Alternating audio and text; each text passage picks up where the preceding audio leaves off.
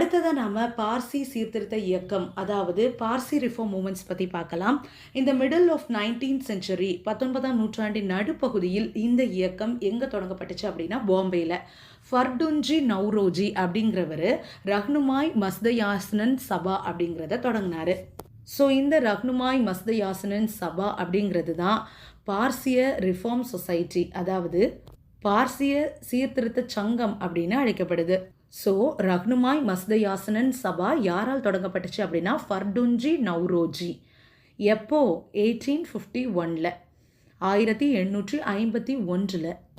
இந்த சபையோட மைய கருத்து அப்படிங்கிறது என்ன அப்படின்னா ராஷ்ட் கோஃப்டர், அதாவது ட்ரூத் டெல்லர், உண்மை விளம்பி. இப்போ நாம் ஒன்று ஞாபகப்படுத்தலாம். ஏற்கனவே நம்ம ட்ரூத் சீக்கர்ஸ் சொசைட்டி, அதாவது உண்மையை நாடுவோர் சங்கம் அப்படின்னு ஒன்று படித்தோம். அது எப்போ ஞாபகம் வந்துடுச்சா? 1852 ஜோதிபா புலே சத்திய சோதக் சமாஜம் அப்படின்னு ஒன்று தொடங்கினாங்க. இதை தான் நாம் ட்ரூத் சீக்கர் சொசைட்டி அப்படின்னு சொல்கிறோம். ஸோ இங்கே த ட்ரூத் டெல்லர் அப்படின்னா ராஸ்ட் கோஃப்டர்.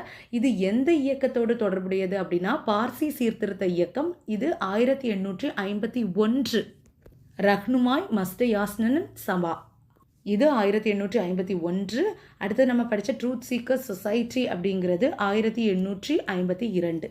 ஸோ இந்த பார்சி சீர்திருத்த இயக்கத்தை சேர்ந்த பெஹ்ராம்ஜி மலபாரி இவங்க என்ன பண்ணுறாங்க அப்படின்னா சைல்டு மேரேஜை எதிர்த்து கண்டிப்பாக ஒரு சட்டம் கொண்டு வரணும் அப்படின்னு பாடுபடுறாங்க.